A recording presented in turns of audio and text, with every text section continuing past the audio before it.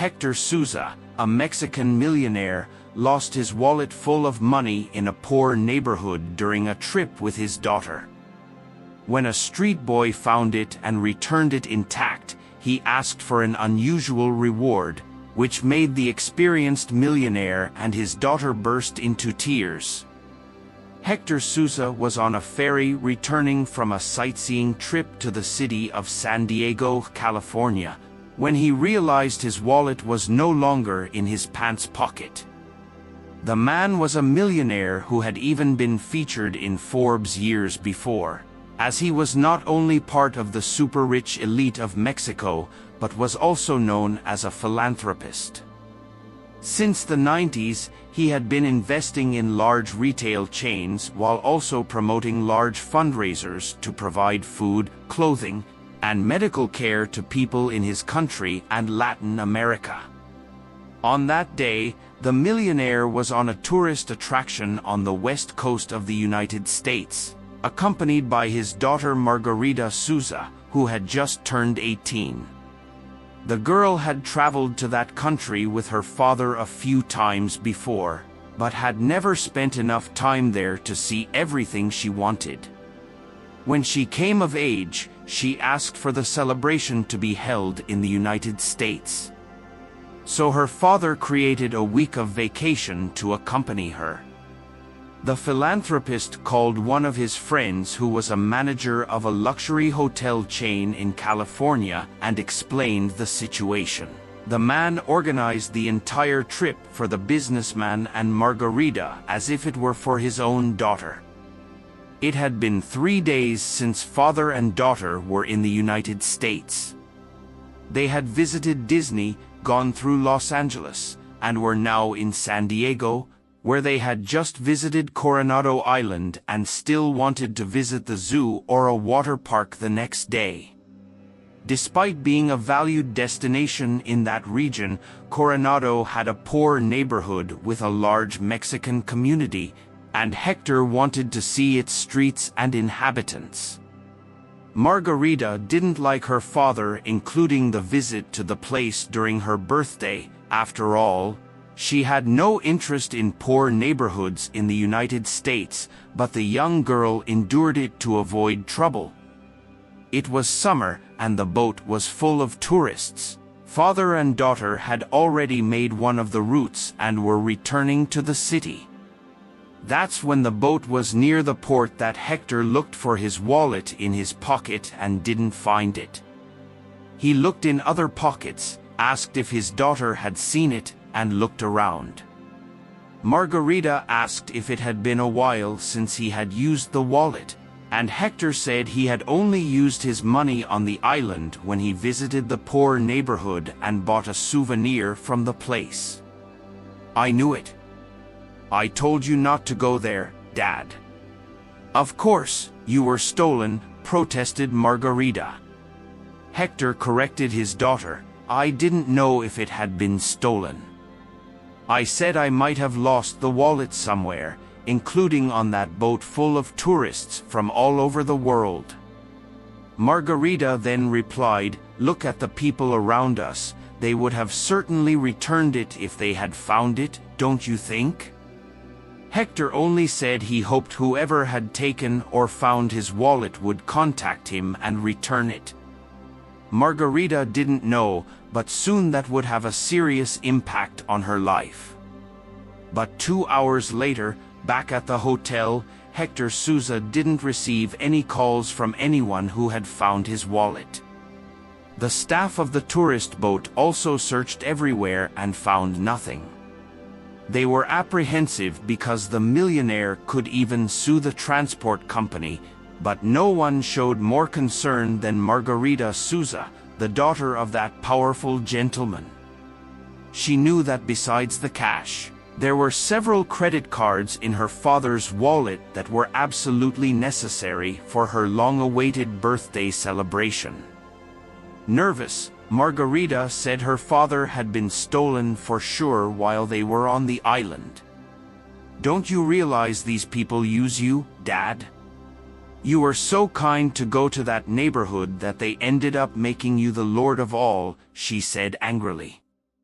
And on my birthday, you took me to a suburb. Look what we gained from this." Hector took a deep breath and said he loved Margarita, but she needed to learn more about life. She was coming of age, but still had much to live. "Do you think life has been good and easy for me all along?" "I've been on the other side, girl," said philanthropist Hector. Oh, he remembered that he was born in a neighborhood in Mexico City. His mother was a cook and his father a tailor. At 14, Hector started working in a department store in the capital to help with household expenses. He could only study what he wanted when he was already 24, at a time when he had a supervisory position in the store. He told his daughter that he had to swallow a lot of bosses' and clients' nonsense until he reached that position, that he had taken many buses in life to go to work every day and sometimes couldn't even have breakfast. Other times, he had to skip lunch. But things had worked out for him in the end. "I was lucky, you know. Luck can also change a life, my daughter," he said. He remembered when he met his wife, Margarita's mother, at the end of college and how she died of tuberculosis. Although he was already a very rich man, nothing money could buy was enough to save his wife from the disease. It was a hard blow in his life, but it was also a reminder that he should keep humility.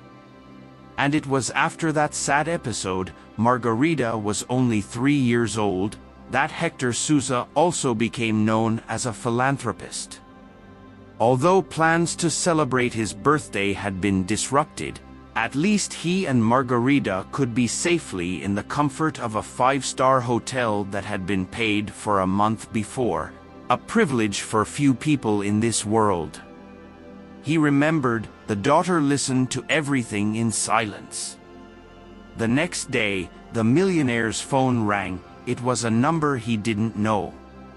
When he answered, the person on the other end said they had his wallet and gave an address that was a little far away, outside the tourist area. Seeing his father get up with a smile on his face, Margarita protested, "Dad, think for a moment, it could be a scam or a trap. Who guarantees they really found your wallet?" Hector replied that there would be no problem. The caller sounded like a child and seemed trustworthy. Margarita then called the security guard who escorted him whenever necessary and explained what was happening. The guard appeared in Margarita's room and tried to give up going to the address, but Hector simply replied that he would trust his intuition, grabbing his wallet to continue with the celebrations that trip promised. And so, the three of them left the luxury hotel and went towards the nearby avenue. As the security guard drove along the avenue, they left the tourist area and arrived at another much more modest and less illuminated neighborhood. Margarita was scared. Her birthday had turned into a dangerous adventure. Every motorcycle that passed by their car made her heart race. If they stopped at some traffic lights, she became tense and motionless, looking at the vehicles around as if she expected someone to point a gun at them. Having a security guard with them didn't make the girl feel calmer or safer. That place was very strange. Hector, on the other hand, felt no fear at all. Somehow, that place reminded him of his youth. Margarita didn't understand how her father could be so relaxed. After all, it wasn't just his security that was at stake, but hers too. They arrived at the indicated location, a region full of very simple houses. The security guard didn't let Hector get out of the car. He clapped and, indeed, a child appeared, holding the man's wallet in his small hands, waiting at a gate while the security guard took the item to the philanthropist. Hector soon saw that it was indeed his wallet and, upon opening it, saw that all his documents, cards, and money were there, not a penny missing. The boy must have been no more than 13 years old. He was skinny, had lively eyes, and wore ordinary clothes that didn't look very new. Certainly, his situation was not much better than his when he was that age. The millionaire then got out of the car with his daughter and thanked the boy for returning the wallet. "You, boy, you saved me a lot of headaches." "Thank you," he said. The boy took advantage of the sympathy of that well-dressed man and asked if he could give him $2. Upon hearing this, Margarita began to laugh nervously. "There, you see, I told you? Thank goodness we have the security guard," she said. "What's the problem, daughter?" asked Hector. "Just give him all the money before his accomplices show up." "Dad, let's get out of here." The boy was embarrassed by Margarita's reaction and explained, "It's not like that, ma'am. I just don't have a phone, so I needed to use the only money I had to call you from a payphone. I spent last night begging on the street, but I couldn't get anything, so I used the money I was saving to buy a little cake for my sister. Tomorrow is her birthday." Hector became interested in the boy's story and asked him to tell more to complete Margarita's horror. The boy then said his name was Bom and that he didn't remember much about his past and what he had lived in his early years of life. He hadn't known his father and had been living with his mother and sister on the streets for over a year. A few blocks away, there was a space where several homeless people gathered to spend the night, and that's where what was left of his family was. He said that when they still lived in a small apartment, he remembered his birthday and the cake his mother made to celebrate. It had been the only party the boy had in his life. The cake was small, and only his mother and younger sister were there to sing happy birthday, but that was the happiest memory of his life. And now, even though he had been evicted, he wanted to ensure that his sister felt the same happiness. That's why he was asking for money on the street to try to buy a cake for his sister. Margarita couldn't hold back the tears and put her hands to her chest. The girl, who until recently had been scared of that place and suspicious of the boy's intentions, now felt ashamed for having made such hasty judgments. To top it off, Poe's sister had her birthday on the same day as hers, surprising everyone. Margarita handed a card from the luxury hotel where she was staying to Poe, telling him, his mother, and sister to go there the next day. She asked her father for permission and opened his wallet, taking out 3 $100 bills and handing them to the boy. "Use this money to buy clothes for you and your family, okay? If not, unfortunately, you might not even be able to reach the hotel reception," she said. Then, everyone said goodbye. On the way back, Hector Souza asked the security guard to take them to the restaurant he had reserved for Margarita's birthday celebration, but she interrupted and asked to go directly back to the hotel. "What's wrong, daughter?" the millionaire asked. "Dad, what we would spend in one night in that place could feed Poe's family for a month. Let's just go back to the hotel. And we'll order a pizza while we plan what to do tomorrow, okay?" Hector agreed. He turned and looked proudly at his daughter. His years as a philanthropist seemed to have finally had some positive effect on his daughter. The next day, early in the morning, Poe and his mother, Elizabeth, managed to go to a clothing store. They left there with brand new clothes and feeling very good. The money Margarita had given them was enough not only for the clothes but also for them to have a breakfast they hadn't had for over a year, to pay for bus tickets to the hotel, and still have some left over. Upon arriving somewhere and realizing it was a 5-star hotel, they became timid. Paul's mother had always dreamed of visiting such a place, and now that she was there, she didn't know how to act. Upon entering a lobby, a receptionist directed the family to a garden with green grass and a table with flowers and colorful decorations.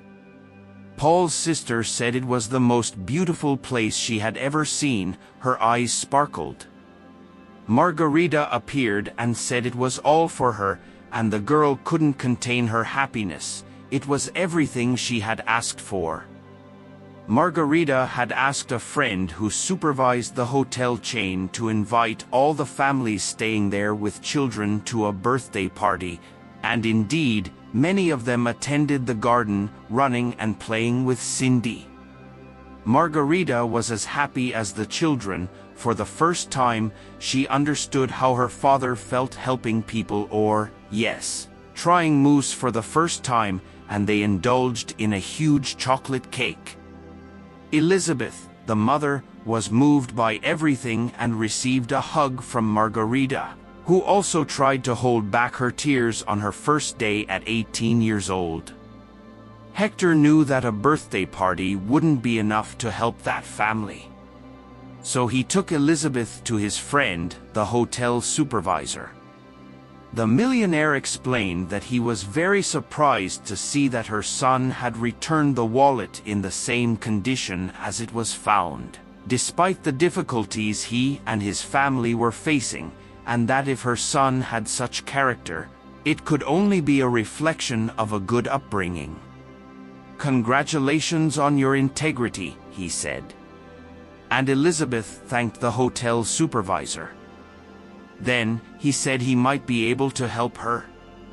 "I recently found out that my cleaning supervisor was involved in a scheme of petty thefts within the hotel.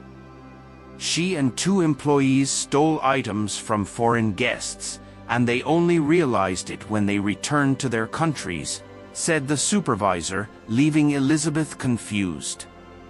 Then the man explained that upon identifying those involved, they fired everyone and now needed to renew the team, which should be led by a person of integrity and great trust. "I don't know if it was just luck or something else, Mrs. Elizabeth, but when your son returned that wallet intact, he changed the destiny of your whole family. If you want, I'd like the position of head housekeeper to be yours." "What do you say?" said the supervisor. Elizabeth was speechless. She had never dreamed that one day she would set foot in such a hotel, and now she was not only seeing a party for her daughter but also receiving a job offer. Embarrassed, she said she didn't know if she would have the competence for the position, and the supervisor promptly replied, "Mrs. Elizabeth, the most important thing you already have, character and integrity." The following week, that family's life dawned differently. Instead of taking a bus to school, they had new clothes and school supplies. Elizabeth took a bus to the city's waterfront, where she entered the 5-star hotel to start her new job. She felt like the luckiest woman in the world. Meanwhile, Hector and Margarita continued the journey they had planned.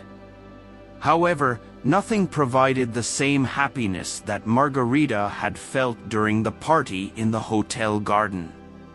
She looked at her father and finally understood why he had never been content with just being a millionaire.